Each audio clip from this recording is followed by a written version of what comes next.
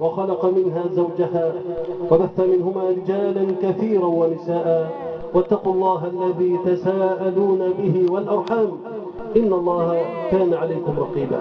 يا أيها الذين آمنوا اتقوا الله وقولوا قولا سديدا يصلح لكم أعمالكم ويغفر لكم ذنوبكم ومن يطع الله ورسوله فقد فاز فوزا عظيما. أما بعد فإن أصدق الحديث كتاب الله وأحسن الهدى هدى محمد صلى الله عليه وسلم وشر الأمور محدثاتها وكل محدثة بدعة وكل بدعة ضلالة وكل ضلالة في النار. وبعد، فبالنسبة لهذه المشاركة من إخواننا في هذا العمل السياسي نرى بعض إخواننا الأفاضل الذين نحبهم في الله لا يقرون به ولا يرتضونه، وهؤلاء لهم وجهة نظرهم ولكن لا بد لهم أن يراجعوا مواقفهم. هم يطالبون إخوانهم بأن ينصرفوا ويتركوا هذا العمل ويبقوا في مساجدهم ويشتغلوا بالدعوة والتعليم. فنقول إن الاشتغال بالدعوة والتعليم هو طريق الرسل ولا محيد لنا عنه مهما سرنا في كل المجالات هنا وهناك. لا محيد لنا عن الدعوة إلى الله عز وجل وتربية أنفسنا وتربية غيرنا على كتاب الله وسنة رسوله وما كان عليه رسول الله صلى الله عليه وسلم من الأخلاق والسلوك والاعتقاد قبل ذلك. فتعليم الناس دينهم هو دأبنا اتباعا لرسل الله عز وجل في كل وقت وحين. لكن لا معارضة بين تعليم الناس والدعوة إلى الله، ولا تعارض بين ذلك وبين أن ندفع الشر عن أنفسنا وعن مجتمعنا مهما استطعنا. فإخواننا هؤلاء لم يتأملوا حقيقة الأمر ولم يعتبروا بما حولهم. هم عاشوا في المساجد وتركوا الناس يفعلون ما يفعلون. هذا ليس من كتاب الله ولا من سنة رسوله. فالمؤمنون واجب عليهم أن يدفعوا الشر عن أنفسهم وأن يغيروا المنكر مهما استطاعوا. وحديث والآيات في كتاب الله عز وجل وفي أحاديث النبي صلى الله عليه وسلم في الأمر بالمعروف والنهي عن المنكر وتغيير المنكر قدر الاستطاعة هذا أمر لا ينحصر في مجلسه. فالله عز وجل قال عن نبيه شعيب عليه السلام: إن أريد إلا الإصلاح ما استطعت. هم يقولون هذا ليس طريق الرسل ولا طريق التمكين لدين الله عز وجل. نقول ليس هذا هو السبيل الأصلي، لكن هو سبيل لدفع الشر وسبيل للإصلاح قدر الاستطاعة. باب فتح تستطيع به أن تدفع شر أصحاب الشر الذين يكيدون الإسلام وأهله. تقول نتركه ونظل ندعو عليه في المساجد ولا نفعل ما نستطيعه، هذا ليس من الإسلام بشيء. فما لا يدرك كله لا يترك جله. هكذا قامت أدلة الشريعة كلها على أننا نحاول الإصلاح مهما استطعنا. فهذا باب فتح للمسلمين لكي ينصروا دينهم ولكي يدفعوا الشر عن دينهم. فهناك طبقة من المسلمين تربوا على أفكار ليست من عندنا وإنما تلقوها من عند الأعداء. فهم لا يقبلون تحرير إرادتنا وأن يكون لنا إرادتنا من داخلنا. هذا هو الواقع، أنهم يريدون أن نكون أذيالا لأعداء الله ولا ننفصل عنهم، وهدفهم أن نكون أذيالا لهم وأن نكون تابعين لهم.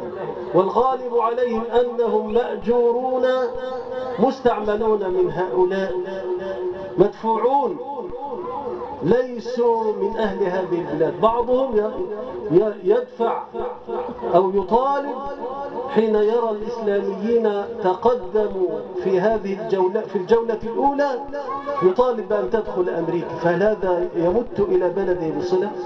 الذي يريد من أمريكا أن تدخل هنا وتحتل بلادنا لكي تخلصها من الإسلام هذا ثابت عن كثير منهم.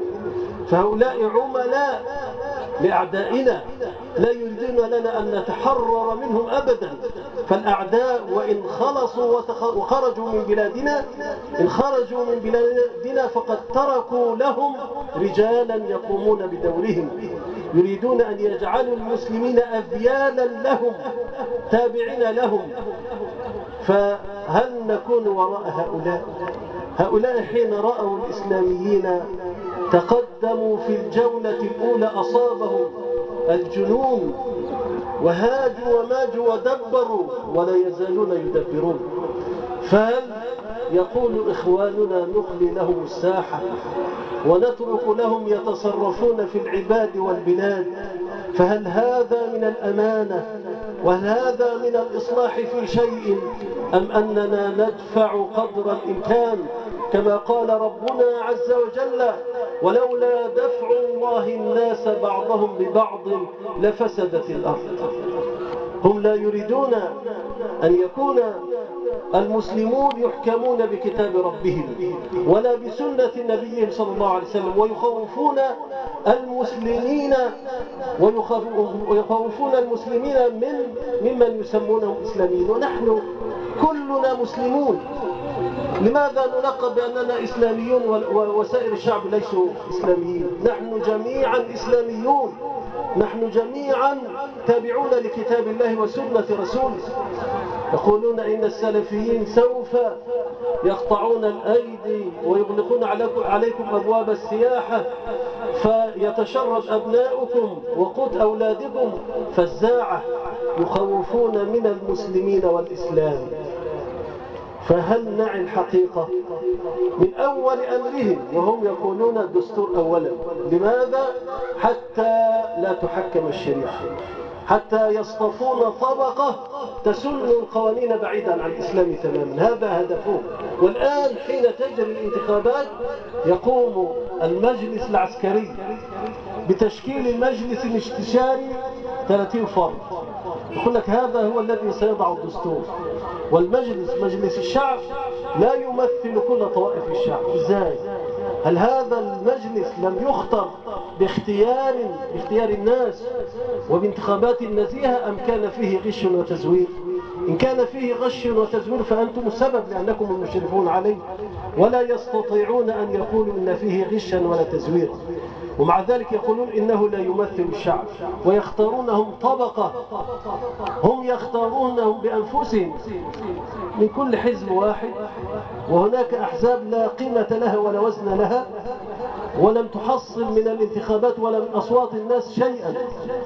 2000 و3000 صوت في مقابل ملايين الأصوات للإسلاميين. فلماذا تسوي هذا بهذا؟ لأنهم لا يريدون الإسلام.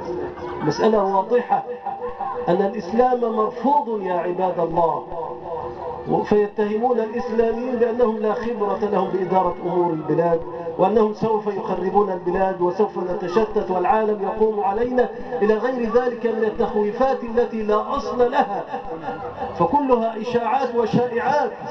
وإخواننا المرشحون والمتقدمون في هذا المجال في كل التخصصات، تسمع منهم الدكتور في الطب وفي الهندسة وفي كل المجالات، ليسوا أناسا جاءوا من وراء البقر، وإنما هم أناس أهل لأن يتولوا هذا الأمر ليقودوا الناس بالأمان.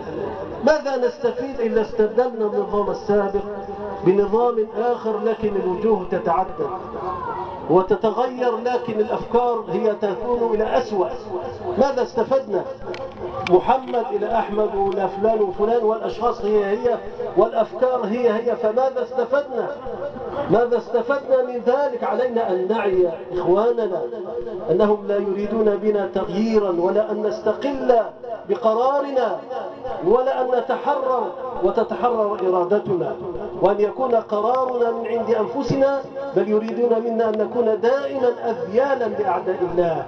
فلنعي الدرس ولنفهم ما نحن قادمون عليه، فنحن في مرحلة صعبة يجب علينا جميعا أن نتكاتف في نصرة دين الله عز وجل، والذي سيخذل أو يتخاذل فقد خذل دين الله عز وجل. النبي صلى الله عليه وسلم قام فانتدب أصحابه، فانتدب الزبير، قام الزبير فقال أنا يا رسول الله، فانتدب الزبير، فقال النبي صلى الله عليه وسلم إن لكل نبي حوارية وإن حواري الزبير. نحن نريد أن نكون من حواري رسول الله صلى الله عليه وسلم. أم تريدون أن تكونوا من حواري العلمانيين أو الصليبيين المعادين لدينكم؟ لقد تكاتف العلمانيون والنصارى في جبهة واحدة، تكاتفوا في جبهة واحدة، وهؤلاء الذين ينادون بالديمقراطية وأنهم يريدون إرادة الشعب سكتوا عن هذا المجلس الاستشاري. لماذا؟ وهو مفروض علينا، ويريد أن يكون بديلا، ويريدون أن يكون بديلا عن إرادة الشعب. فلماذا يسكتون؟ لأنه ضد الإسلام. فهم جميعا إذا كانت الديمقراطية تأتي بالإسلام فلا يريدونها، لا مبدأ لهم يثبتون عليه، فهم لا يجتمعون إلا على حرب الإسلام كما يكون أعداؤهم. فالغرب والشرق يتآلفون ويتكاتفون ويتعاونون على حرب الإسلام، أما فيما بينهم فتحسبهم جميعا وقلوبهم شتى. فنحن في مرحلة يجب أن نكون جميعا على وعي بها، لم يعد هناك مجال للتخاذل أو السلبية أو أن الإنسان يقول أنا لا دخل لي بذلك. هو دينك أعظم من لحمك ودمك، دينك أعظم من كل شيء نلقى الله عز وجل به. فيا إخواني عليكم بنصرة دين الله عز وجل كما دعاكم ربكم عز وجل. يا أيها الذين آمنوا كونوا أنصار الله كما قال عيسى بن مريم للحواريين من أنصار إلى الله؟ قال الحواريون نحن أنصار الله، فآمنت طائفة من بني إسرائيل وكفرت طائفة فأيدنا الذين آمنوا على عدوهم فأصبحوا ظاهرين. فالحق منتصر وجند الله عز وجل ظاهر ودين الله ظاهر بنا أو بغيرنا. إن لم ننصر شريعة الله عز وجل فسوف يستبدلنا الله عز وجل، وإن تتولوا يستبدل قوما غيركم ثم لا يكونوا أمثالكم. فهل نريد أن يستبدلنا الله؟ نريد أن يستبدلنا الله عز وجل بغيرنا؟ عباد الله أفيقوا وانتبهوا وكونوا على حذر، وعوا الموقف الذي نحن فيه والمرحلة التي نعيشها لتكونوا من جند الله عز وجل، وإن جندنا لهم الغالبون. فعليكم إخوة الإسلام أن تنصروا شرع الله عز وجل. نحن لا نزكي أنفسنا ولا نبرئ أنفسنا من الخطأ، لكننا نجتهد أن نكون على الجادة. إخواننا الذين قاموا في هذا المقام قاموا لينصروا شريعة الله عز وجل ولينقذوا بلدهم من الخول ومن السرق الذين نهبوها قبل ذلك. يريدون أن يأتوا بأناس أشباه لهم، نجلس نكرر الصور ونغيرها. نحن نريد أناسا أمناء على دين الله عز وجل يخافون الله. لا نستأمن إلا من يخاف الله عز وجل، أما من لا يخاف الله فكيف نستأمنه؟ سواء قال ودعا بأعلى صوته أنا أحب بلدي وأحب مصر فهو ليس صادقا في حب بلدي. إنما آمن الناس وأكثر الناس صدقا وحرصا على هذا البلد هم الذين يخافون الله عز وجل ويراقبون الله عز وجل. فلا تأمنوا إخوة الإسلام إلا من يخاف الله عز وجل ويرقب الله فينا. عليكم أن تختاروا من يمثلنا في هذا المكان. إنك يا عبد الله إذا اخترت إنسانا ليس أمينا على دين الله عز وجل فتكلم بما يسخط الله عز وجل في هذا المكان أو بما يضر بلده ودينه فأنت عند ذلك شريكه. اعلم أن صوتك أمانة، أمانة سوف تسأل عنها يوم القيامة وستكون خزيا وندامة. ستكتب شهادتهم ويسألون، سوف تسألون عن هذه الشهادات عباد الله. فتحرى، لا نقول لك اختر فلانا أو عللانا، ولكن دقق وحقق وانظر الذي يخاف الله عز وجل والذي هو أمين. لو كان عنده نقص في خبرة، نقص في شيء من أمور السياسة فسوف يتعلمه، الأمانة تحمله على ذلك. لكن إذا كان ليس أمينا فما ينفعه، ما تنفعه خبرته. خبرته تعلمه أن يسرق وليدار السرقة. سرقة الخبرة يستعملها فيما يضرنا، لكن الأمين إذا أخطأ يقول أخطأت، إذا قصر يقول قصرت وسأصلح، وهكذا. فيكون الشعب متوائما مع من يمثله، يكون فيه صدق وأمانة. مش واحد يأتي يقول الناس أشق لكم مصارف وأعمل لكم مش عارف طرق وأعمل لكم إيه وأشياء، ولما يخرج من هذا المكان ولما ينتخبه الناس ما أحد يراه. المهم أنه يقفز على هذا المكان لمصالحه. فهذا ما لا يمكن أبدا أن تجده عند إنسان يراقب الله عز وجل. من يتقي الله عز وجل فسوف يعد ويصدق في وعده ويوفي لك ما وعده. فعلينا إخوة الإسلام أن نكون عند هذه المسؤولية العظيمة. أسأل الله عز وجل أن يوفقنا وإياكم لما يحب ويرضاه. وأمامكم إخواننا المرشحون، نسأل الله عز وجل أن يوفقهم وأن يسددهم وتواصلوا معهم، وهم إخوانكم في الله عز وجل، سيكونون إخوانا لكم سواء اخترتموهم أو لم تختاروهم. إخوان لكم سترونهم في المساجد في كل مكان ترونه إخوانا لكم. أما الذي تعرفونه وقت الانتخابات ولا تعرفونه بعد ذلك ولا تعرفونه في المساجد، لا تجده معك في المسجد يصلي بجوارك، فكيف تأمنه؟ أسأل الله عز وجل أن يوفقنا وإياكم لما يحبه ويرضاه، إنه ولي ذلك والقادر عليه، والحمد لله رب العالمين، وجزاكم الله خيرا، والسلام عليكم ورحمة الله وبركاته. جزا الله فضيلة الشيخ المحدث أحمد أبو العليم جزاه خيرا ونفعنا بعلمه. معا نصلح الدنيا بالدين. الإسلام نور النور والقرآن هو الدستور. أحبتي في الله، نرحب بفضيلة الدكتور عبد الفتاح شاهين المرشح على رأس قائمة مجلس الشورى لحزب النور.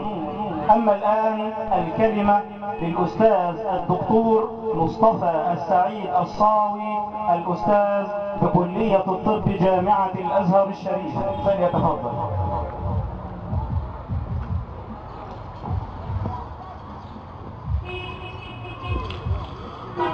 الحمد لله الذي لم يزل عليما حكيما، وصل اللهم وسلم وبارك على محمد وعلى آله وصحبه وسلم تسليما كثيرا. نشكر إخواننا الحضور في هذه القرية الطيبة، ونشكر ونسمي كلمات مولانا فضيلة الشيخ أحمد، فهي والله دعم لنا شديد، وما خضنا غمار هذا الأمر إلا بمماركة مشايخنا أولا وبعد الاتصال بهم. أنا أول مرة أرتقي بفضيلة الشيخ، إنما عندنا في مركز السنبلاوين مشايخ يعني ذكروا لي اسم الشيخ أكثر من مرة، فأحمد الله تبارك وتعالى أن التقيت به. لا بد أولا أن نعرف وظيفة عضو مجلس الشعب، وخصوصا في هذه المرحلة اللي الأمر عاد بيتصدر المشهد السياسي أحزاب. يعني دلوقتي عاد تلتين الناجحين من قائمة أحزاب والتلت من الفرد. طيب أنا دلوقتي أخوكم مصطفى السعيد الصاوي من مركز السنبلاوي.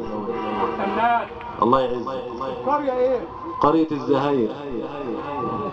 فهتقول لي دلوقتي طب انت انا من محسن ولا من بهيت، طب انت هشوفك ازاي ولا هتعمل ايه؟ نقول لك ما احنا بنتكلم على برنامج حزب.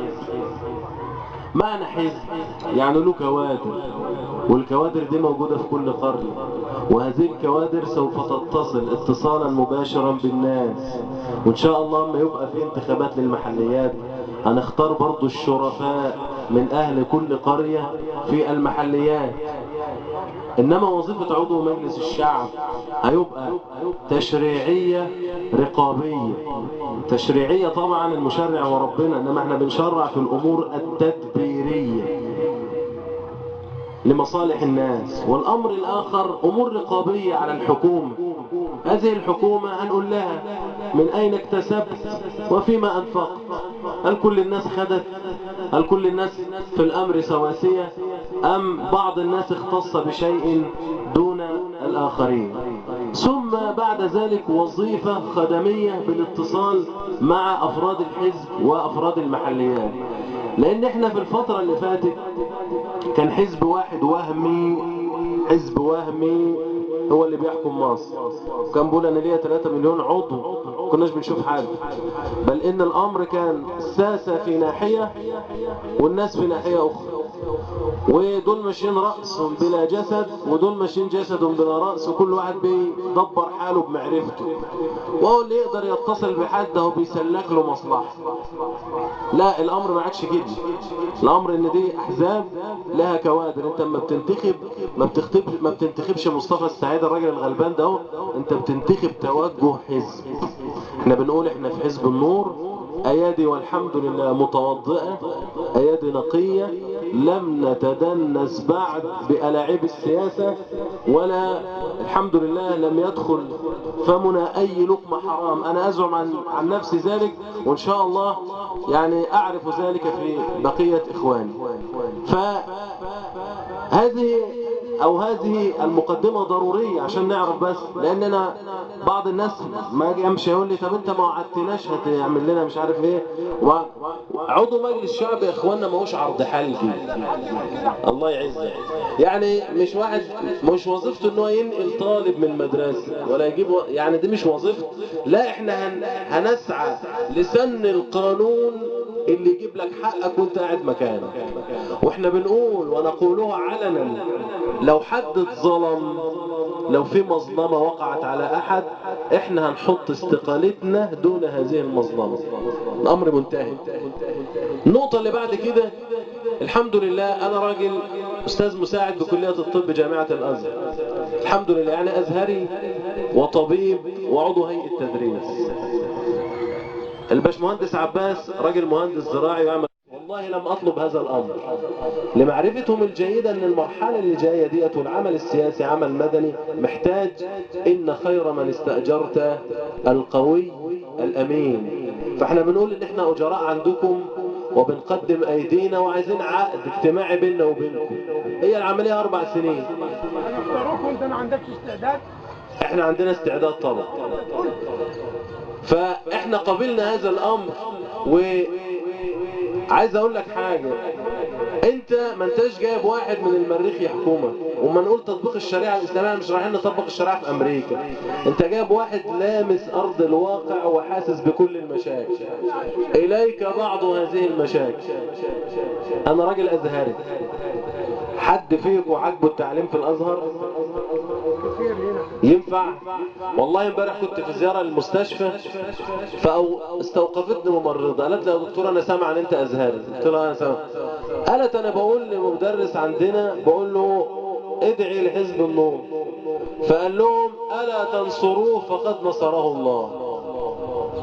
الا تنصروه مش الا تنصروه.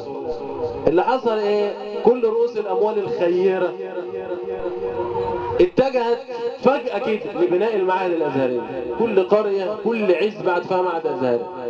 طب اللي بنى المعهد الازهري ما هو ما فيش كوادر وما فيش درجات للتوظيف، فبقى اللي يدفع 5000 و10000 يتعين. اللي دافعهم دول اصلا له تجاره وله شغل، اللي سايق توك توك واللي فاتح محل واللي مش عارف ايه، ويروح يقول الحصه ويجري يشوف شغل، فلا حضر ولا هو مؤهل. ولقينا التعليم الازهري الحال، احنا بقى بنشوف الطلبه تمام، ونشوف الطلبة وهم جايين لنا في الكلية حاجة مقاسي، بتشوف مقاسي.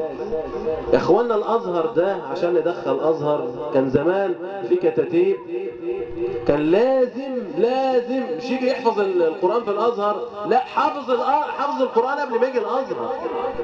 ده احنا بس بنصححه له ونعلمه التفسير، واخد بالك، انما هو اصلا جاي لك ابيض تمام. فينبغي النظر واعادة السياسة اولا في ترخيص المعاهد الجديدة. عايزين نوقف شوية وناخد نفسنا ونعيد هيكلة كل المعاهد دي. لازم نعين ناس من الازهر، ولازم نعمل مسابقات زي ما المسابقات دلوقتي حديثا بدأوا في مسابقات الخطباء، بدأنا نشوف خطيب كويس. انما لما كان التعيين بالدور بدأنا نشوف الخطيب المدخن والخطيب اللي مش عارف تاجر ايه. فلازم يكون في كشف هيئة للمدرس الازهري بالذات يا جماعة، لانه هو وجه للدين. احنا دلوقتي تروح تصلي في جامع في عزبة ولا تقول لك في حد هنا فيها ازهري عشان يصلي بالناس. فلازم المدرس اللي يعلم الناس في الازهر لازم يكون له كشف هيئة، لازم يكون له اختبار. مفيش مدرس يعلم في الازهر وسمعته بطالة.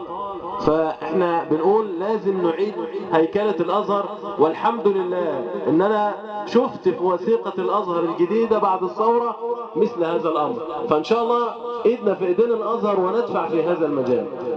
الامر الثاني اصلاح التعليم العالي.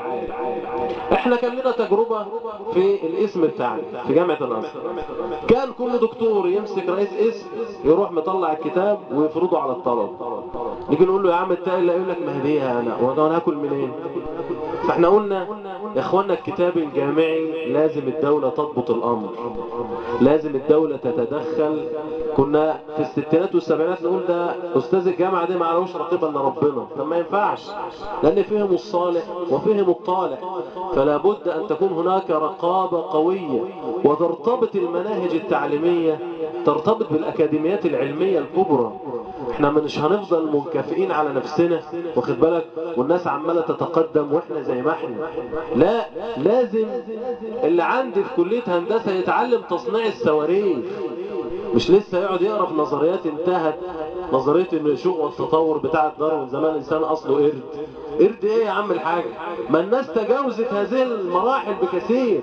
لابد ان نتجه اتجاه التعليم التطبيقي، واتجاه السوق محتاجه ايه، احنا عايزين ايه ونعلمه لاولادنا.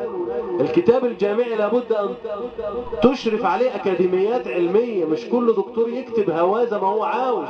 احنا بنشوف مقاسي، راجل فكره متطرف وروح عامل الكتاب بتاعه، تيجي تكلمه لك انا استاذ الماده، ما يصحش. احنا بنبني عقول الناس.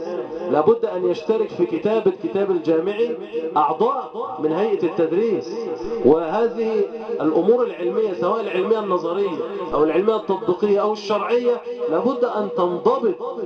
مش معقول ابدا تبص تلاقي في قلب الجامعه، يعني انا بشوفها في جامعه الازهر ولسه لحد دلوقتي ناس بتتكلم في الاشاعره والماتريديه، يعني مقاسي. لسه لحد دلوقتي في الطب عندنا طب تقليدي جدا، ولذلك دلوقتي احنا بقالنا حوالي 10 سنين اللي بيسافر بره واللي بتاع بتعمل له اختبار. مصر اللي تعمل لها اختبار، يعني احنا اللي دخلنا الطب ده، احنا مدخلين الطب 1823 ما كانش حد يعرف حاجه. دلوقتي يقول لك لا الطبيب المصري يطلع بره يتعمل له اختبار الاول. فلا بد ان نتطور في هذا المجال. تعال بقى المجال الطبي، وده الهم يعني اللي لامس الناس كلها. خد بس بقى النور، او احنا السلفيين اصحاب اللوحه، احنا اللي هننمي البلد بينا كلنا يا اخوان.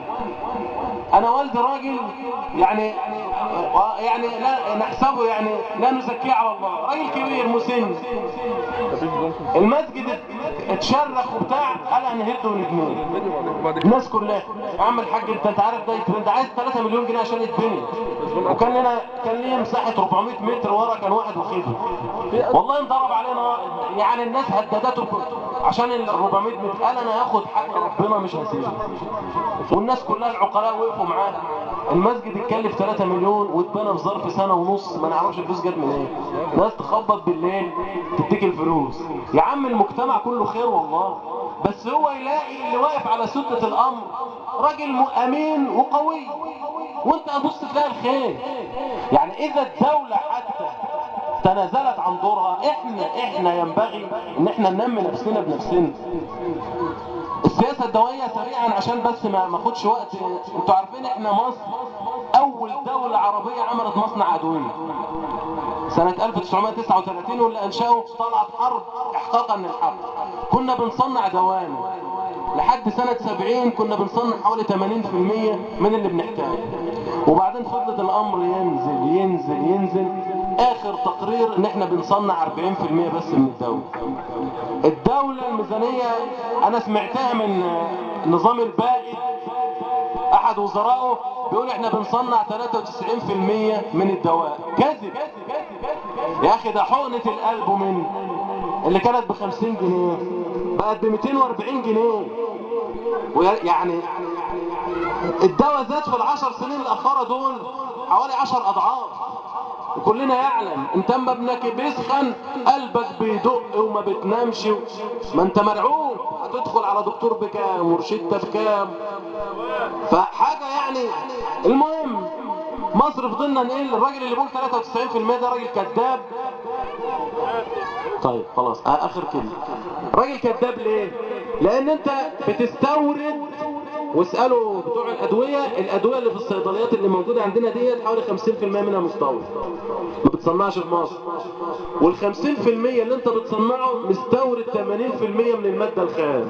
يبقى انت ما بتصنعش، واخد بالك، اللي يطلع 20% بس من الدواء. الأردن يا جماعة، الأردن اللي بدأ بعدنا ب50 سنة التصدير بتاعها للأدوية قد مصر 4 أضعاف. 4 أضعاف. في فساد يا جماعة، دولة صغيرة في فساد، ولابد من بحث علمي حقيقي. إذا ما كانش حد هيصنع لنا دواء عشان الفيروس الكبدي اللي واكل المصريين، ما حدش هيصنعه له، واللي هيصنعه هيبيعه لك، هيخنقك به قبل ما يديه لك. ولكي لا أطيل على حضراتكم أقول قولي هذا وأستغفر الله لي ولكم وشكرا لكم. جزاكم الله خيرا فضيلة الأستاذ الدكتور مصطفى السعيد الصاوي. حزب النور نمارس السياسة ولا نخالف الشريعة. حزب النور دولة قوية بهوية إسلامية. أحبتي في الله، الكلمة الآن للمهندس عباس الطوخي، فليتفضل. انا عشت كل مريض وياك المستشفى اللي هنا بقى ايه يشغلوه. بسم الله الرحمن الرحيم. استفتح بالذي هو خير. ربنا افتح علينا بنور العلم. يا ربنا زين اخلاقنا بالحلم. ربنا افتح علينا ابواب رحمتك وانشر علينا خزائن حكمتك. واصلي واسلم على سيدنا محمد فتح لنا شؤون كل كمال وناشدنا مكنون كل فضل، وعلى آله وصحبه وسلم. أنا في الحقيقة مبسوط جدا من الجمع الفاضل من أهالي متمحسن والمشاركة الفعالة في الانتخابات. والله ان هذا الجمع يعني ما شاهدناهوش قبل كده، والحضور الجميل من اهالي متمحسن. وانا اشعر انني في وسط بلدي، لان انا من كفر بهيدة، اسمي عباس الطوخي، حاصل على بكالوريوس زراعة من جامعة الازهر سنة 88، تقدير جيد جدا. كان لي تعيين في الجامعة معيد، ولكني فضلت العمل الخاص، والحمد لله أنا صاحب شركة الطوخي للدواجن حاليا بكفر بهيت. الله يكرمك. النشاط الاجتماعي، أنا عضو مجلس إدارة جمعية نداء الإسلام الخيرية بكفر بهيدة، والحمد لله الجمعية دي بدأت في تحفيظ القرآن سنة 98، يعني الحمد لله سنة 2000 كانت الأولى على مركز متغمر على التوالي إلى الآن في مسابقة الأطرون، وكانت الأولى يعني الفرق الثاني بعد منها كده بشوية كده، والحمد لله عقبال متمحسن وجميع البلاد الأخرى إن شاء الله في تحفيظ القرآن. وإن شاء الله البلاد بتشهد يعني صحوة في تحفيظ القرآن الكريم، وإن شاء الله الإسلام آت لا محالة. أما بالنسبة للزراعة، بخصوص إن أنا مهندس زراعي، فيعني خدعونا وقالوا إحنا بنصلح أراضي، ويمكن حضراتكم كلكم رحتوا الجبال تلاقوا ترع ومصارف منشوءة ومش مستغلة، وأراضي وقرى مبنية للخريجين والله ما فيها حد. في سينا وفي الأنطرة قرى مبنية من عشرات السنين ومحدش قاعد فيها ولا حد ساكنها، وقالوا احنا بنصلح الترع الثلاث رمل للأسف. قالوا احنا بنصلح وبنزود الرقعة الزراعية. الرقعة الزراعية كانت 6 مليون فدان أصبحت 5 مليون فدان. فيا اخوانا يعني احنا عايزين نبدأ الوزارات والوزراء ينفضوا مكاتبهم ويشوفوا الاخطاء اللي عندهم لله عشان نقدر نحسن وضعنا ونحسن وضع مصر.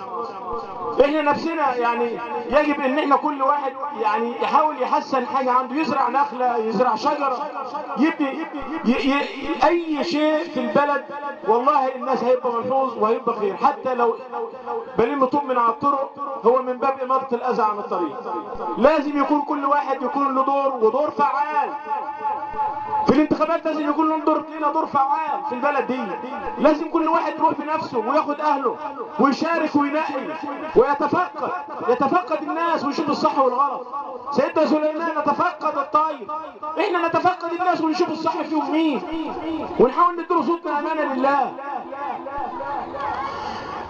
مصر كانت بتشتهر بتصدير الحاصلات الزراعية، الموالح. شركة الوادي ديت في الخمسينات والستينات والسبعينات كانت أشهر شركة في العالم في تصدير الحاصلات وخصوصا الموالح والبصل. للأسف ما عادش عندنا تصدير. الحاصلات الزراعية بره لها طعم. يعني انت حضر لو في السعودية وشفت اي منتج مصري بتلاقي له طعم وله مزاج، وده مصري، البط المصري، اللحم المصري. فاحنا يا اخوانا احنا لنا تميز. ارض مصر ارض خصبة وربنا يبارك فيها. يجب ان احنا نحاول نستثمر هذا السمع. احنا عندنا محصول واحد واصول. يعني مثلا الليمون المصري المالح ده اسمه في العالم اسمه الايجيبشن لاين، الليمون البنزهير. الليمون دوت لو استثمر كمنتج وتصدر للعالم كله نكتفي به والله العظيم. يدر لنا دخل افضل من السياحه اللي كل ما نفزعها يقول لك السياحه الفن، السياحه الفن. يا اخوانا احنا كاعضاء حزب النور والله احنا لا نبغي الا الاصلاح وعندنا اخلاص، وربنا يرزقنا الاخلاص. الاخلاص انتشر في جنوب شرق اسيا وفي الهند باخلاص التاجر، وكان صادقا، كان صادق مع الناس وصادق مع ربنا في دعوته. شغلنا ده دعوه. يعني انا ليس راجل دعوه ولكني راجل مزارع وبشتغل في مجال الدواجن والزراعه. دي دعوه ان انصح اخويا الفلاح واقول له نعمل كذا. اقول له انا الفدان الغله عايز 5 شكاير، شكرتين 4 شكاير نترات وشكاره يوريا في الاول تحطها مع التخدير في الاول مع شكرتين او 3 سوبر. يقول لك طب اجيب الكيماوي منين؟ انت ليك حق. ما هو المصانع اللي في مصر من ايام عبود باشا ما فكرناش حتى كوزاره ان احنا نمد الفلاح بالكيماوي ونصحح له شغله وننصحه. فين بتاع الارشاد الزراعي؟ الارشاد الزراعي لا فيش علاقه بينه تماما ولا الفلاح. يا جدعان لازم احنا يبقى فيه ندوات. اساتذتنا في الجامعه جربوا وعملوا فدان القمح بيجيب 25 فدان في ارداب في الجبل، 25 ارداب. للاسف انا تعالى هنا اقول له بيجيب لك 18 15. يا اخوانا لازم الارشاد يبقى في تعاون بين الارشاد وبين الوزاره وبين الناس، في ثقه بين الفلاح وبين الناس. فاحنا هنجتهد ان احنا ننفض المكاتب في الوزارات وننظف، كل واحد يبقى مخلص، واللي شغال يشتغل على راسنا، واللي ما يشتغلش يتوكل على الله يروح، وكل واحد يشوف مصالحه. احنا سيبنا اشغالنا، والله اقسم بالله انا بشغلي قلت لاخواننا في المكان في الشركه انا موت، عايزين نشوف، انا خلاص انا سبت شغلي، الله يعينكم، انا حسابكم على خير وايديكم نظيفه، شيل الشغل. وانا طالما حزب النور قال لي انا عايزك، والله العظيم انا ما اتاخرت، رغم ان قعدت اسبوع اراود نفسي ومرد على تليفوناتهم، لان انا كنت في حيره، هل اشتغل في العمل الجماعي واشوف الشغل ده ولا اشوف شغل ومصالح الشركه؟ والله فضلت وقلت هذا الحزب طالما يعمل بما انزل الله ويستمد قراراته من الكتاب والسنه انا تحت امره. الحزب اللي الرسول صلى الله عليه وسلم قال تركت فيكم ما ان تمسكتم به لن تضلوا بعدي ابدا كتاب الله وسنته، حزب اللي يؤمن بالكتاب والسنه ده انا تحت امره. فاسال ربنا سبحانه وتعالى ان يرزقنا الاخلاص جميعا، ومش عايز اطول علشان اخواننا قال لهم كلمات، والسلام عليكم ورحمه الله وبركاته. احنا ان شاء الله ترشحنا في هذا الحزب وفي هذا المنصب ولاء لله ولرسوله ولصحابته، وبراءة من العلمانيين والليبراليين والمتحررين الذين ينادون بالحرية. تتخيلوا ايه الحرية اللي عند الليبراليين والعلمانيين؟ ان يطلع لك بنت على الفيسبوك عريان، هذه الحرية اللي بينادوا بها، حرية الإعلام. لكم أن تتخيلوا إن فيلم زي فيلم السفارة في العمارة ولا العمارة في السفارة، الفيلم ده بينادي بإيه؟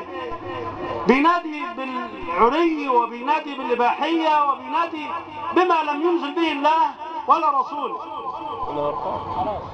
أنا يعني أبشركم إن شاء الله إن إحنا إذا ولانا الله ورسوله، إذا تولينا الأمر سوف تجدون يعني إن المسلم ده يكون شيء نادر.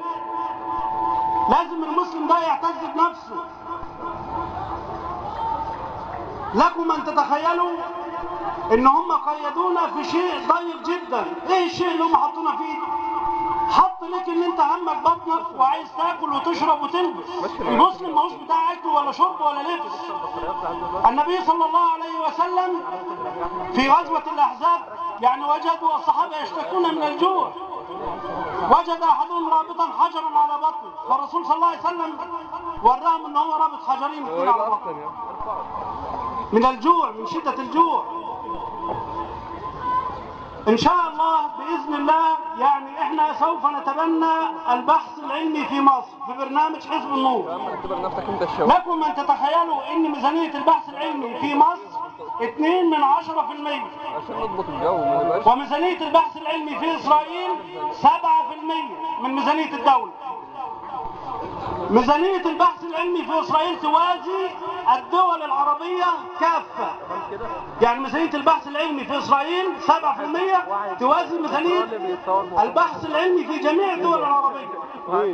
ولكم أن تتخيلوا أن إسرائيل أفضل 100 شركة في العالم، أفضل 100 شركة منهم 8 شركات إسرائيلية، 8 شركات إسرائيلية من أفضل الشركات على مستوى العالم.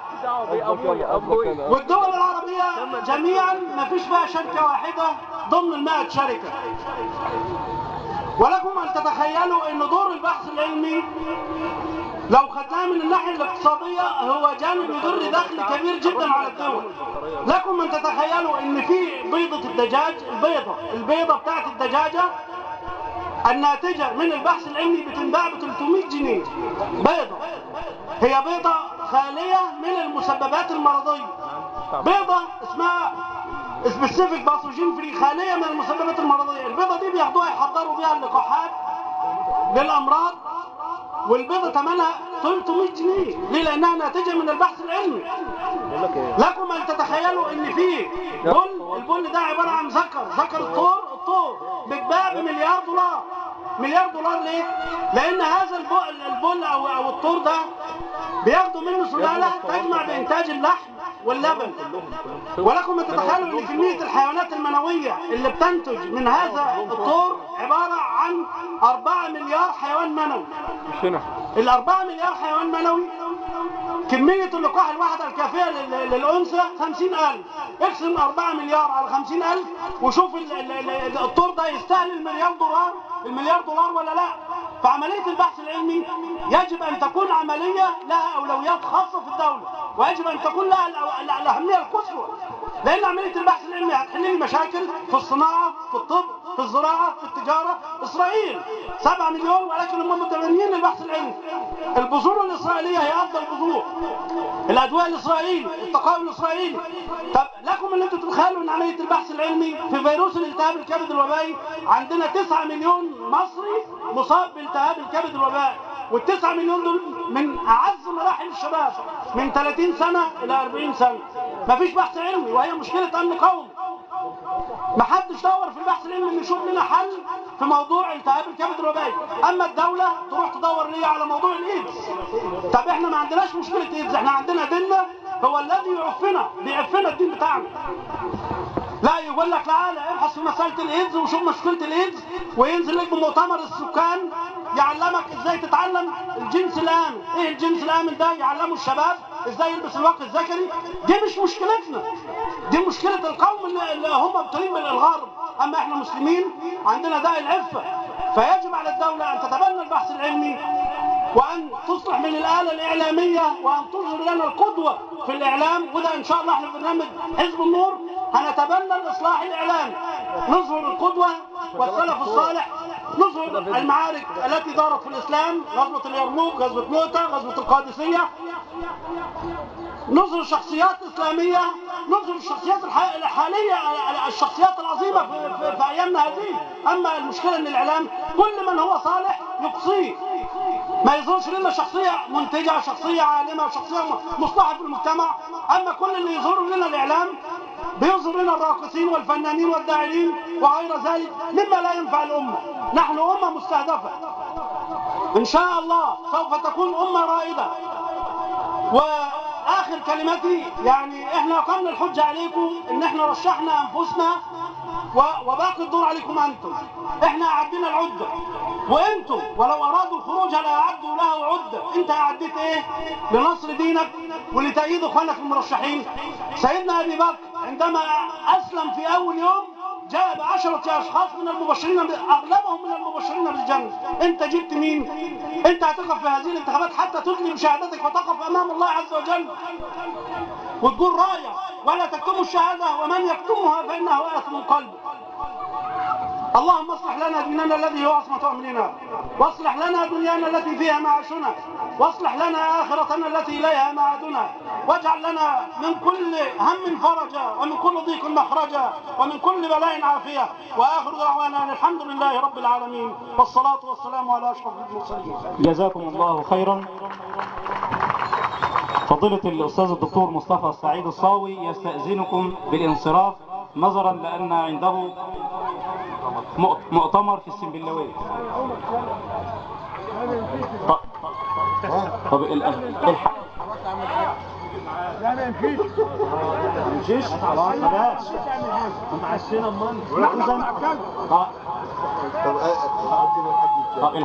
الحاج عبد العظيم عبد الشافي له كلمة شكر وفضل. لا وسياسية كمان، وسياسية.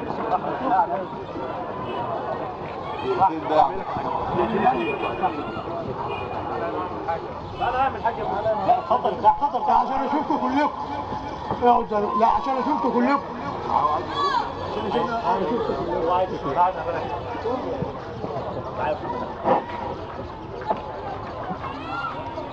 أعوذ بالله من الشيطان الرجيم. بسم الله الرحمن الرحيم. يا أيها الذين آمنوا اتقوا الله ولتنظر نفس ما قدمت لغد واتقوا الله إن الله خبير بما تعملون.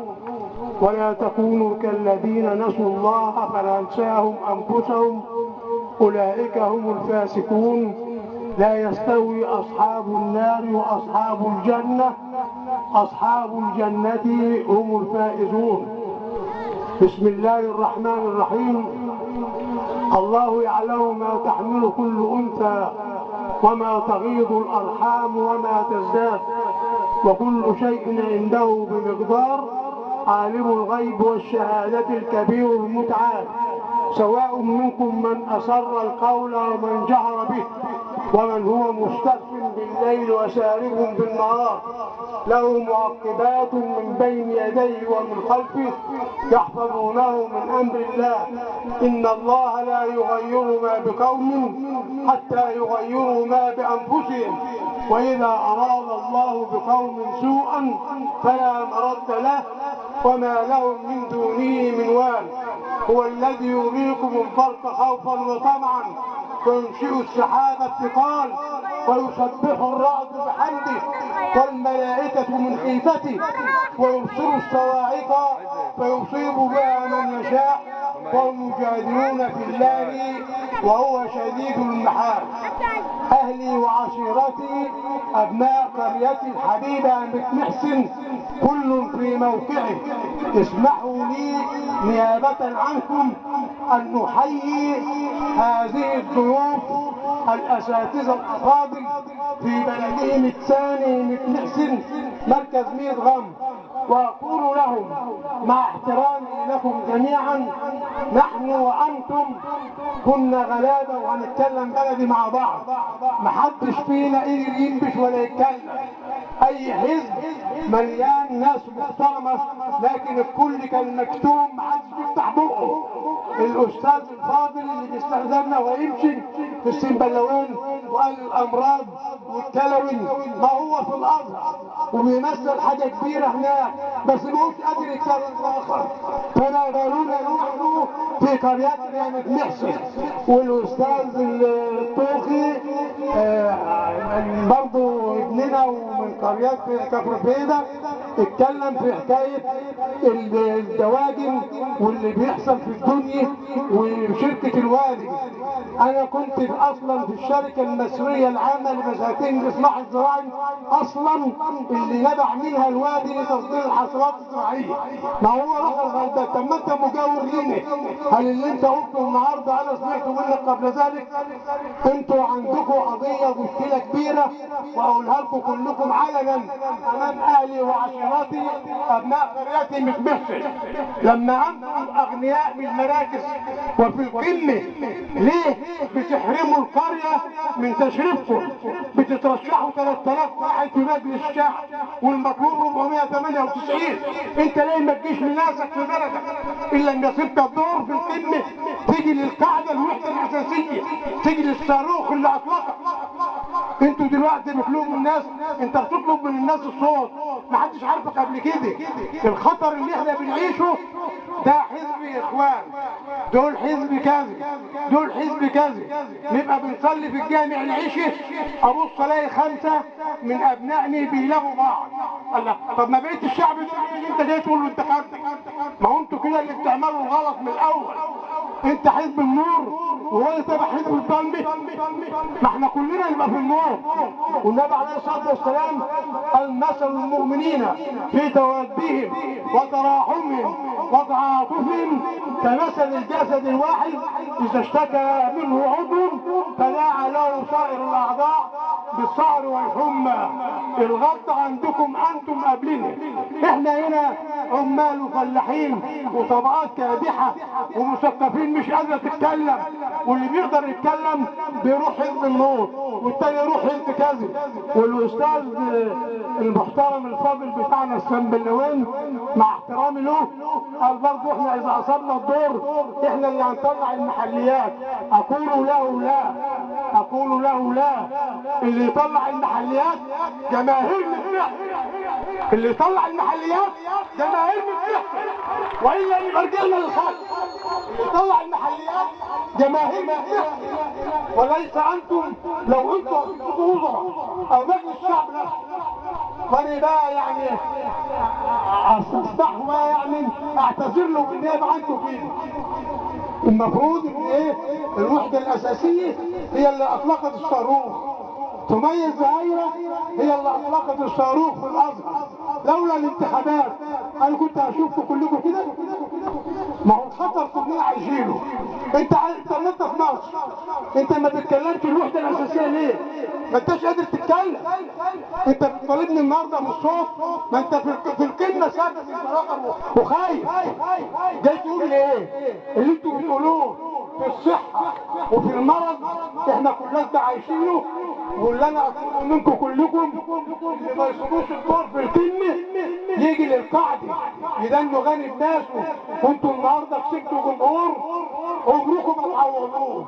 انا كنت مرشح نفسي، كنت عضو بضرب الاتحاد الاشتراكي بعد عبد الناصر، وكنت امين متمحشي في عهد السادات، وكنت مرشح نفسي لمجلس الشعب في 95 ولم يصيبني الدور لان شفت العمليه ماهيش نافعه وكان القش مش شايب بادئ لسه. فاحنا دلوقتي بلدنا عمالها وفلاحينها اساتذه مع احترامي لكم، وعارفين كل اللي انتوا قلتوه واكتر منه، وهم في ذمتكم كلهم المواطنين دول. انتوا 3000 واحد مترشحين لمجلس الشعب. المجلس الشعب هيجي ب 3500 الا 2. طيب يبقى كل اللي اتقدم بيه مش انت نوع الخير؟ يا عم ربنا ما صعدكش على الوحده الاساسيه. انا نفسي اشوف الدكتور ده كان، ونفسي اشوف الطفل اللي في كفر بيضاء وما جاش السلام عليكم يا مره رابع والثاني والثالث والرابع. المفروض دلوقتي انت حزب النور كل اللي بتحكي تبقى حزب النور. هو النبي كان بيعمل تفرقه لما احنا كلنا مسلمين الاقي مجموعه شويه في القعده يتصلوا بشويه في القمه. طب وبقيه الناس دول ايه؟ دول يفضلوا يقولوا النور كلنا يبقى في النور. اسمع، احنا بنتكلم وهنموت بكره. احنا عايشين الحياه بالخلق، احنا عايشين الحياه بالخلق. وانا عارف انا بقول ايه، وانا كده بقول لهم بخرج، انا ما بخرجش عليهم. يا عم خد بالك عليا، انا بتكلم كلام اللي اهل بلدي عارفاه كلهم، وعارفين مين المتحدث. عبد العظيم عبد الشافي النادي من اشهر الرجاله في مركز مدغام، ولا ازكي نفسي وكلكم تعلمون جيدا من يوم ان ولدت ما اعرفش الا الحق ودافع عن الحق، وكل اللي اتكلم النهارده بالحق كمان الاوتاجيه نسبتها عاليه، الناس بتكرهه، لكن بلاد ربنا يحبني خلاص. والسلام عليكم ورحمه الله وبركاته.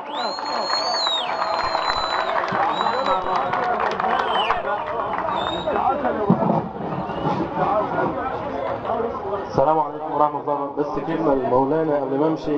هو اولا انا كان جدي نفس الراجل ده كده، ومرة جه المحافظ عندنا البلد قعد يقول احنا عملنا وسوينا وبتاع. هو جدي برضه قلب عليه الترابيزة وقال له ما انت ما عملتوش حاجة وانتوا ما لكوش اي لازمة. عايز اقول لحضرتك حاجة بس. طب انا جدي ما جاش عشان استاذ ما كانش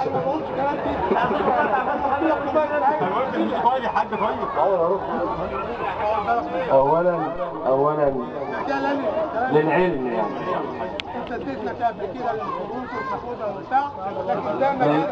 للعلم يا اخوان. اخوك اللي بقوله بيغذي ناس بلدي. اولا يا جماعه احنا ما قلناش ان احنا قلنا لن نستأثر بهذا الامر ولا التنميه بنفسنا. احنا كل الحكايه حزب النور يعني في 100 غمر يعني 500 واحد، انما هل ال 500 واحد دول ينفعوا يعملوا تنميه؟ انا قلت احنا ايدنا في ايد الناس الشرفاء والناس المخلصين والناس اللي زي عاملين زي عم الحاج، الناس اللي بيشتغلوا في العمل الخيري والعمل التطوعي وعندهم تجرد وعندهم اخلاص. احنا ايدنا ممدوده، واحنا لا نزعم ابدا ان احنا اللي صح والناس كلها غلط. فحته ان احنا هنستأثر لا. واحنا قلنا في المحليات هناخد ناس من كل البلاد، وقلت لن نقتصر الامر على صاحب اللحيه او صاحب الجلد القصير. احنا عايزين نحط ايدنا في ايد الناس الشرفاء كلهم. ثانيا احنا كنا فين؟ والله اسأل علينا في اماكننا. يعني انا لسه بقول لك ابويا انا وقف قدام الناس لحد ما بنى المسجد. انا الحمد لله انا مشترك في 5 جمعيات خيريه في السنبلاوين، وكنت بقول لك دلوقتي على جمعيه مستورد اللي عملنا وسوينا فيها. فالحمد لله احنا لينا في العمل الخيري. ما كناش بنتكلم، ايوه ما كناش بنتكلم. انا سايب مصر بقالي 2 سنين بالضغط الامني. انا في شهر واحد اتسحبت في امن الدوله 4 مرات وهددت بكل انواع التهديد. احنا سيبنا مصر عشان احنا اتهددنا امنيا. اللي احنا بنقوله دلوقتي قبل الثوره ما كناش نعرف نقوله، انما ربنا سبحانه وتعالى من علينا بالثوره.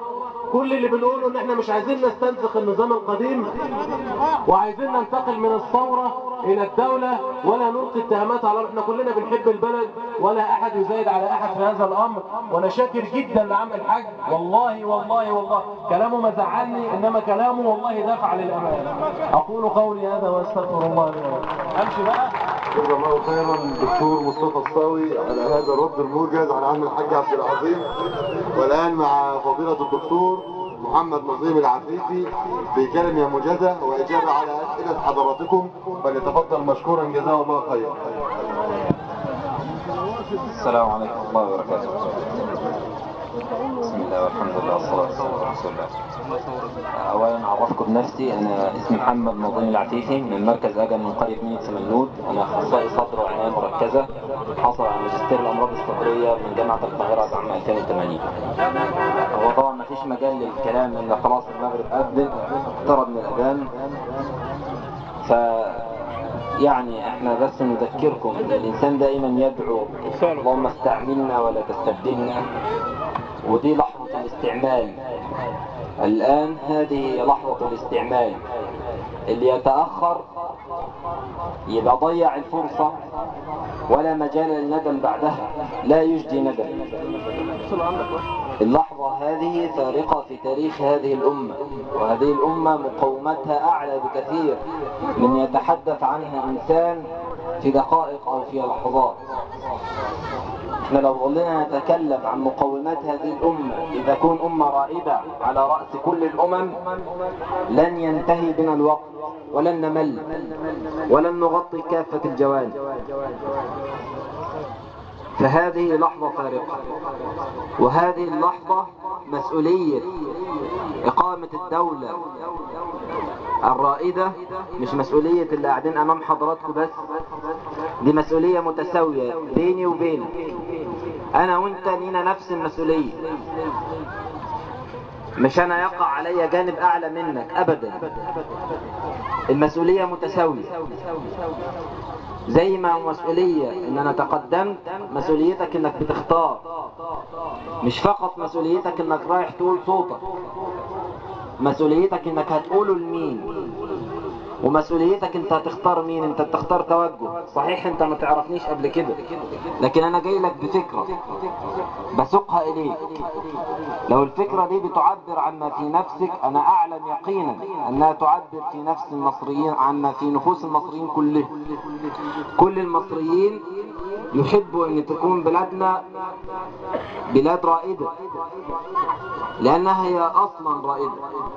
بلادنا هي قلب هذه الامة، لو تحركت يتحرك كل العالم الإسلامي من خلفنا.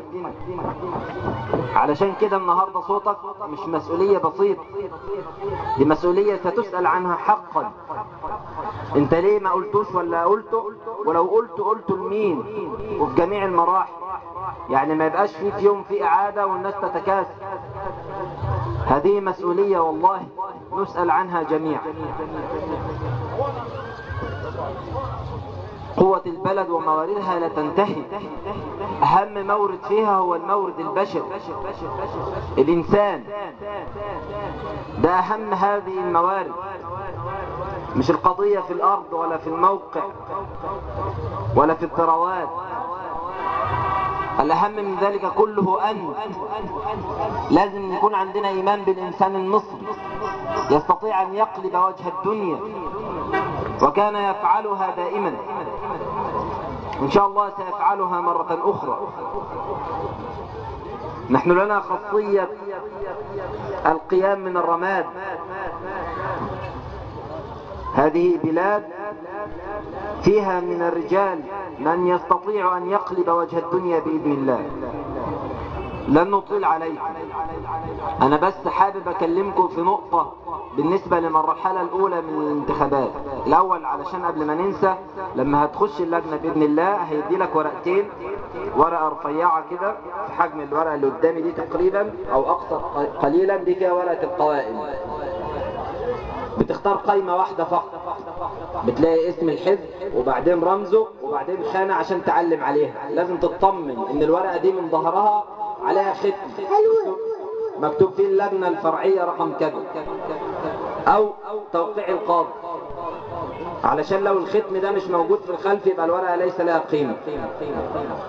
بتختار قائمة واحدة فقط، قائمة حزب النور رمز الفانوس.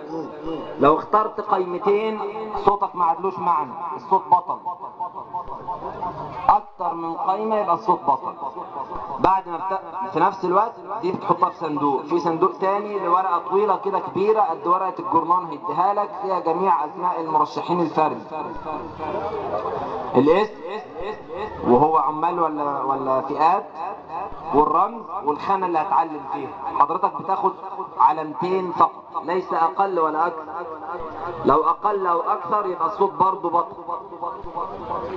تاخد 2 فقط. يجوز ان هو ياخد الاثنين فئات او عمال، بس في هذه اللحظة لما هيجي يعمل الاحصاء هو هيختار من العمال اللي يوفي النسبة. فعلشان تاخد النسبة اللي انت عايزها، الاشخاص اللي انت عايزها، اختار 1 فئات 1 عمال. انت ممكن تختار الاثنين فئات او الاثنين عمال، بس هو انت كده بتديله مساحة للقاضي اللي بيعمل الاحصاء انه يختار هو علشان يكمل نسبة العمال ونسبة الفئات كل واحدة 50%. احنا بنقول عن المرحلة الاولى الحمد لله في المقاعد الفردية كانت معظمها للتيار الاسلامي، انما في القوائم لو نظرنا كان محصلة التيار الاسلامي اجمالا ما يقرب من 65%، والتيار العلماني والليبرالي واليسار. كنت اتمنى ان يكون عندي وقت اشرح لكم المصطلحات ديت ولو بايجاز ومعناها ومدلولاتها، بس للاسف ان المغرب خلاص اقترب من الاذان ونقوم للصلاة ان شاء الله. فنحن نقول ان اجمالا التيار الاسلامي حصل ما يقرب من 65%، والتيارات الاخرى حصلت ما يقرب من 35%. دي نسبة طيبة لو خلصت كما هي، لكن المشكلة ان بعض قوائم الاسلاميين عليها تحالفات من الليبراليين والعلمانيين واليساريين والشيوعيين، قد تنزل بهذه النسبة من 65 ل 50 او اقل، على حسب ترتيب المتحالفين دول في القوائم شكله ايه، هل هم في الاول او في الاخر. هتظهر الكلام ده في نهاية المرحلة الثالثة، مش هيظهر دلوقتي. ولكن انت الان في مخاطرة ان الفكرة التي تريد ان تحكمك قد يضمحل قيمتها في البرلمان للنصف. انت تحتاج في المرحلة القادمة لفكرة اسلامية صافية. علشان كده النهاردة انا اوصي واصر ان قوائم حزب النور فكرة صافية ومنهج واحد. تحالفنا مع حزبي الأصالة والبناء والتنمية، دول الحزبين اللي احنا تحالفنا معاهم، والاثنين بنفس الفكرة. انت تحتاج على الأقل علشان يبقى لك نسبة تقترب من 60% في البرلمان حتى يكون لك صوت مسموع، انك تحصل في المرحلتين القادمتين على الأقل ما يقرب من 75% عشان تعوض اللي حصل في المرحلة الأولى، وتكون صافية ما يكونش عليها تحالفات أخرى. لو أن القوائم الأخرى كلها إسلاميين كان الأمر يتساوى، إنما هي المشكلة إن بعض القوائم الأخرى عليها تحالفات ليست منهم. أنا طبعا يعني والله الكلام كثير ولكن ما عاد وقت، فإحنا ننظر لبعض الأسئلة ونجيب عليها قد تغطي بعض الأمور.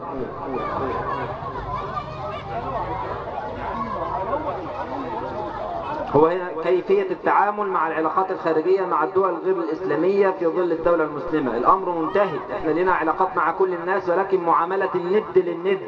نحن لسنا أذيالا ولسنا تابعين، لا أحد يملي علينا قراراتنا. لابد أن تكون دولة قوية تقول فيسمع لقولها.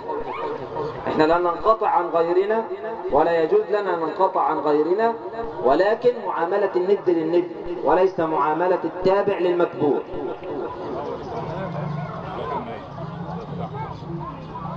الخطوات المتبعة لتطبيق الشريعة، طبعا القضية دي ظل الضغط الإعلامي عليها لتخويف الناس. لو حكموا الإسلاميين وطبقوا الشريعة الصبح الأيادي هتقطع، ومفيش امرأة تخرج إلا منتقبة، ومفيش واحدة تروح الشغل، ومفيش واحدة يسمع لها صوت، والسياحة والأثار والفن وما في إلا شبهات فقط. إنما أنه يتكلم في أمور بناء الدولة ما في شيء. طبعا يا إخوة الأمر بلا شك أي أمر يكون بالتدريج. مثلا لو خدنا مثل في قضية الربا، مش معقول هاجي بكرة أقفل البنوك وقلت اتعامل بنظام تاني. طبعا الاقتصاد في هذه اللحظة سينهار. المسألة مسألة إحلال تدريجي، بمعنى أنك هتفتح البنوك اللي فيها التعاملات الإسلامية الصحيحة بجانب هذه البنوك الربوية، والناس تختار تحط فلوسها فين. لما يقوى التيار اللي بيتعامل بالمعاملات الإسلامية الصحيحة وتأكدوا أن البدائل أقوى بكثير من البدائل الوضعية. على فكرة الكلام اللي بنقوله مش تنظير فقط، مش كلام نظري بس، الكلام واقعي. يعني مثلا الاقتصاد الياباني وهو ليس له أي مقومات من أي موارد، الاقتصاد الياباني بيقوم على سعر الفايدة صفر. يعني هو بيتبع النظام الإسلامي، عبارة عن الحكومة بتقرض الشركات عشان الشركات تشتغل بدون ربح، ولما الشركات دي تشتغل هتدفع ضرائب، يبقى الاقتصاد ينمو. علشان كده احنا بنقول المسألة مسألة تدريجية، مسألة زي مسألة الحجاب. انت المطلوب منك تعمله انك تغلق ابواب الشر، ما تبقاش القنوات عمالة تغني ليل ونهار على الموضة والفساد والعري، وبعدين تطالب المرأة ان هي تمشي بما يرضي الله في جميع حياتها. ما هي في ناس هتتأثر، في ناس هتكون كويسة وفي ناس هتتأثر.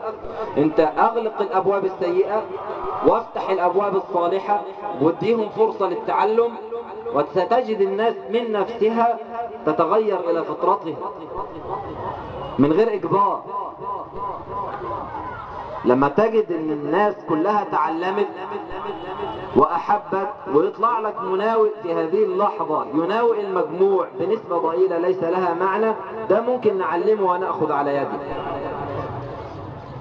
فالمسألة تدريجية. اللي بيهاجم الشريعة لا يعرف ما هي الشريعة أصلا. كل الكلام عن الحدود في الإسلام 6، الشريعة أوسع بكده بكتير. هما بيتكلموا عن قانون العقوبات، اما في قانون احوال شخصيه، وفي قانون اقتصادي، وفي قانون تجاري، وفي قانون عقوبات وقانون جنائي. المساله اوسع من كده بكتير. الشريعه تنظم جميع مناحي الحياه، مش نقطه واحده فقط، وكل شيء بالتدريج. وانا عايز افهم الناس اللي خايفين من قطع الايادي، هم حراميه ولا ايه؟ اللي خايف من قطع الايادي دي خايف ليه؟ لو افترضنا ان يعني صحيح الشريعة هي قطع الايادي وهي ليست كذلك، ده احنا لو افترضنا، انت خايف ليه؟ هو انت حرامي؟ احنا نقول ان المسألة الذي يخاف من الشريعة اما انه جاهل او انه سيء. الجاهل يعلم باذن الله. على فكرة لو مسكنا حد زي حد السرقة، المسألة مش بالسهولة دي، مش كل واحد يسرق حاجة برضه ايده تتقطع. في حد ادنى، يعني مش اللي هيسرق كوبايه ايده تتقطع، على الاقل ربع دينار ذهب، والدينار ده اظن حوالي 8 جرام. المسألة مش بسيطة، ولها محاذير، والحدود تدرأ بالشبهات. اذان طيب هتكمل دقائق بس يا اخوانا بعد الاذان نكمل سؤالين وبعدين نقوم نصلي ان شاء الله. السلفية ككلمة وكمصطلح ديت قصاد ايه؟ قصاد الشيعة، الروافض، قصاد الخوارج، قصاد المعتزلة. اما الحمد لله مصر كلها سلفيه. اما اذا كان مقصود كاحزاب حزب الحريه والعداله مقابل حزب النور، هذا اختلاف تنوع وليس اختلاف تضاد. يعني احنا كلنا نسعى الى نفس الهدف، والتنوع في هذه المرحله وفي جميع المراحل رحمه. انما احنا عندنا قضيه تانية بس ننبه عليها، انا قلتها في مجمل كلامي حالا، ان احنا لما بدأنا قضية الانتخابات حزب النور طلب ودعا إلى تحالف قوى التيار الإسلامي على قوائم واحدة، قبل حزب الأصالة وقبل حزب البناء والتنمية. لكن حزب الحرية والعدالة لما قبل أراد أن يضم إلى نفس التحالف أحزاب علمانية وليبرالية ويسارية. ده بقى اختلاف تضاد، ده ما ينفعش. ده ما ينفعش احط معايا على نفس القايمة واحد بيقول فكرة ضدي، يبقى انا كده بضحك عليك. انت هتاخد اي قايمة؟ انت كده لما بتاخد القايمة بتاخد افكار مختلفة ولا فكرة واحدة؟ انت عايز الناس دي كلها ولا عايز؟ انت مش هينفع تنقي من القايمة، هتاخد القايمة على بعضها. فما ينفعش اتحالف مع واحد مش في نفس الاتجاه. اتحالف معاه ازاي؟ انا بتحالف مع اللي بيقول بنفس كلامي او بما يقاربه، انما من يضادني لا استطيع ان اتحالف معه. ماذا قصد الدكتور مصطفى السعيد بقول اننا لم نتدنس بعد؟ هو احنا لم وان شاء الله لن نتدنس باذن الله، ان اريد الا الاصلاح ما استطعت وما توفيقي الا بالله. هو الرجل يقصد ان احنا ما جردنا اصلا عشان حد يدعي علينا ان احنا تدنسنا بشيء. احنا بنرى ناس جربت بالفعل، يعني التيار العلماني مثلا اللي بيدعو ان هو التيار العلماني والليبرالي انه يتحرك ويتصدر، ما هو اللي كان بيحكم قبل كده من ايام محمد علي، هو تيار علماني والليبرالي، هو كان مختلف. طيب احنا نقوم عشان الصلاة وجزاكم الله خيرا. السلام عليكم ورحمة الله وبركاته. جزاكم الله خيرا وشكر الله لكم جميعا حسن استماعكم وحسن استضافتكم، وجزاكم الله خيرا.